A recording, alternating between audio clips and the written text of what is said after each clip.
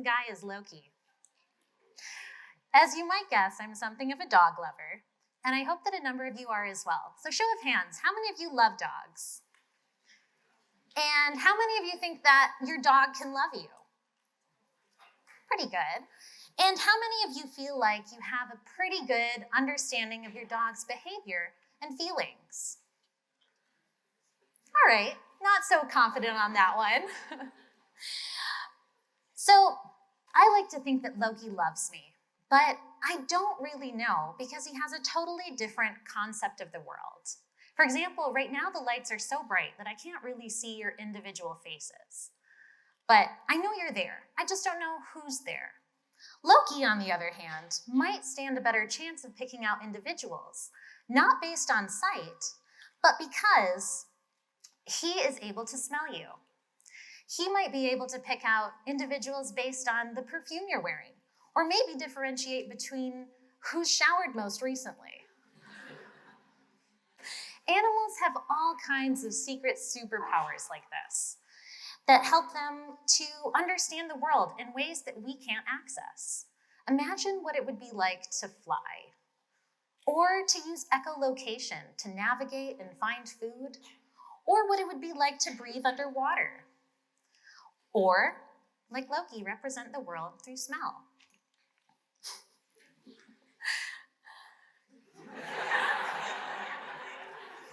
These abilities give animals access to a whole world of information and experiences that we can only imagine. I believe that better understanding animals, we can appreciate those perspectives and broaden our own. Because I study behavior and cognition in dogs, today I want to use them as examples of the secret life that animals live in. So humans often conceptualize dogs at either extreme of a spectrum, either as black boxes from a behaviorist approach, just receiving inputs and without really thinking or feeling. On the other hand, from an anthropomorphic approach, seeing them as adorable fur babies or tiny humans that we can dress up and project our own thoughts and feelings onto. But I think that both of these are wrong. And that's because, contrary to the behaviorist perspective, dogs do have a rich internal life. But contrasting to the anthropomorphic perspective, I don't think that internal life is like ours. So this dichotomy doesn't represent animals well. What we really need is a new spectrum. So let's start filling that in by going back to the question I asked earlier. Does Loki love me? I like to think that he does. But what that question's actually asking is, do dogs experience emotion? Yes. And so, what might that internal feeling be like for dogs? Do they have emotional lives like ours, or how might it be different? Perhaps a familiar example for many of you is the idea of the guilty dog. Humans often represent emotions in dogs, but is it accurate? Online, we've seen countless videos of dogs that are acting guilty when they're confronted with the consequences of their misdeeds, such as making an enormous mess by going through the trash, or maybe chewing up their owner's favorite pair of shoes. So when we see them failing to make eye contact or trying to be as small as possible, or even hiding from us, we immediately recognize signs of guilt, similar to what a human would show in that situation. And we say, obviously, see how guilty they are acting? They definitely know they did something wrong. However, is this really true? Guilt is a complex emotion that is embedded in cultural norms of right and wrong, has a layer of moral reasoning on top of it, as well as an understanding of the consequences of your behavior and the feeling of remorse when you know that you did something wrong.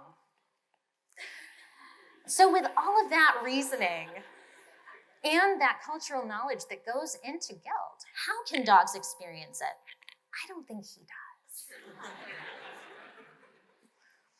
The answer is they probably don't. And if they do experience guilt, it's probably not in situations where we would. This was shown in a really great experiment by my colleague Alexandra Horowitz, where she created a situation with owners and their dogs. The owners showed the dogs a really yummy treat. Then they put it down and they said, "No, leave it," before the owners left the room. Then a research assistant either took the treat and hid it, or picked up the treat and gave it to the dog, letting them eat it. Then they called the owners back into the room, and regardless of what they had actually done, all the research assistants told the owners, "I'm sorry, your dog disobeyed you and ate the treat."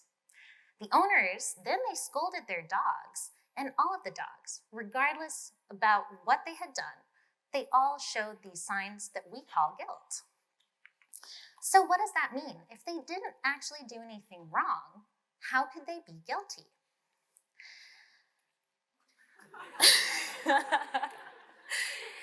Well, it's very simple, actually. They're responding to our behavior.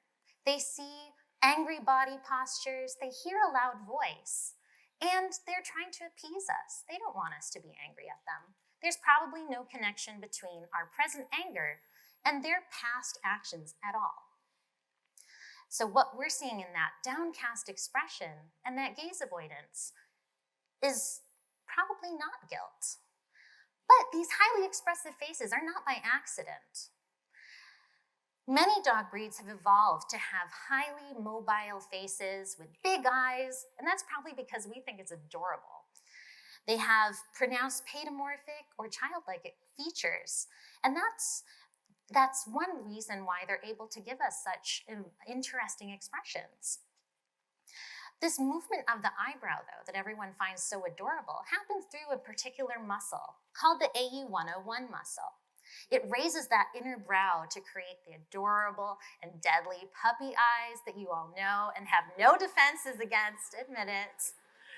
But are you telling us that it's time for you to go, Loki? Is your next meeting coming up? Yeah? All right. Let's do that. Loki's got an important meeting. He's going to get all the treats. All right.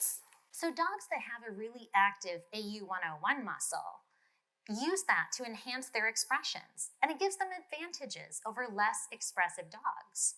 Historically, this might have played a role in dog domestication, but in the modern day world, it also comes into play in a scenario that maybe some of you know about, which is in dog shelters. Dogs that have more expressive faces have an advantage over the others.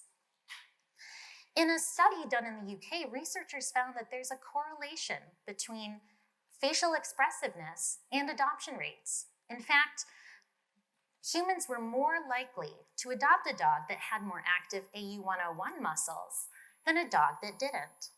So what we're interpreting as an outward sign of their inner emotion is actually more of a survival strategy that has played a big role in how dogs have evolved.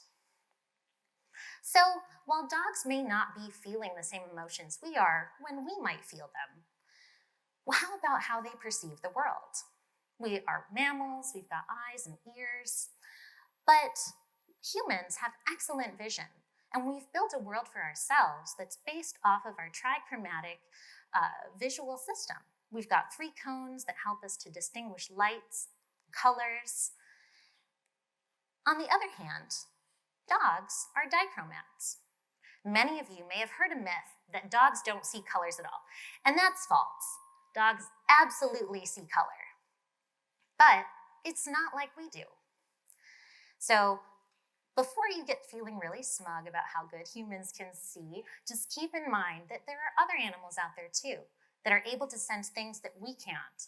Butterflies and bees and mantis shrimp can all see colors that we cannot, and they can see ultraviolet and infrared. How cool is that? This difference in color perception between dogs and humans was highlighted in an experiment that I did at U of T.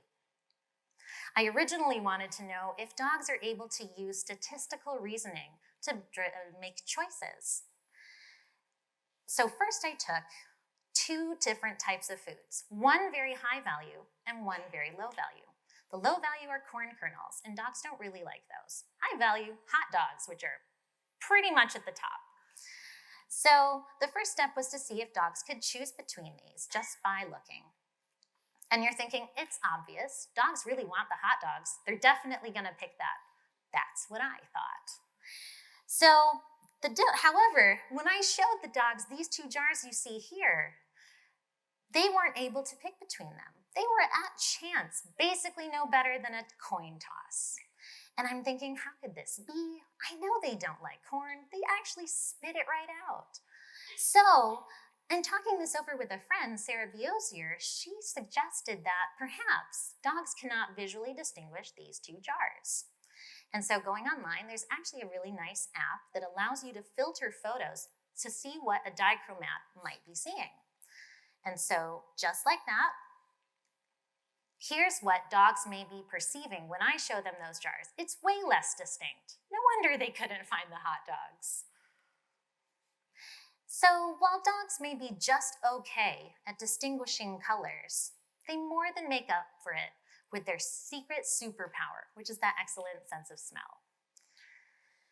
Their noses are incredibly sensitive, and they're able to detect odors in the environment that we are totally unaware of. Imagine just finding home by scent.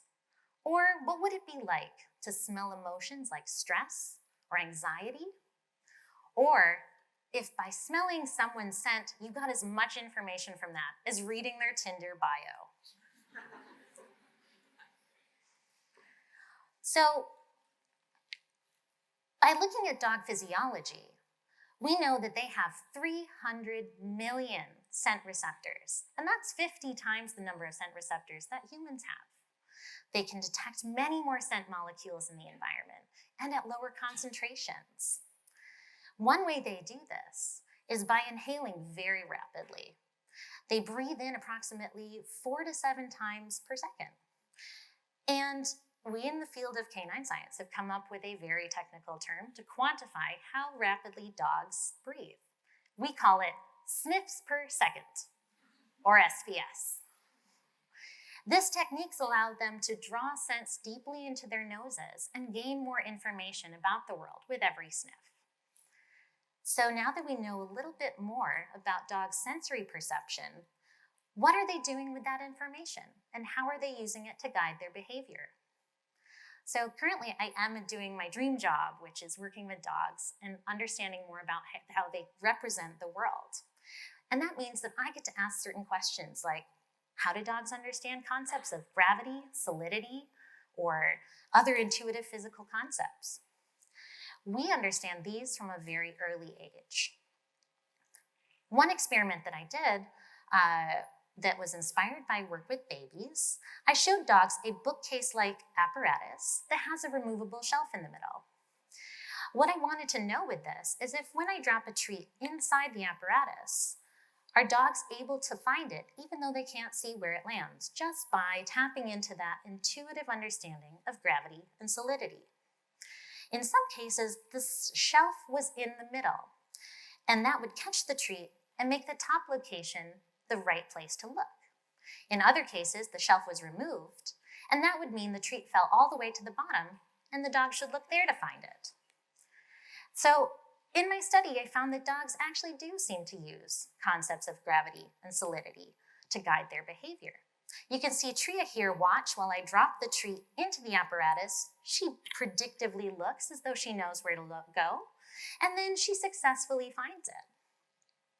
So based on this, dogs may have a similar understanding of gravity and solidity as humans and use it in order to navigate the world. Now, what about a cognitive concept that's a bit more abstract? Do dogs have a concept of the self?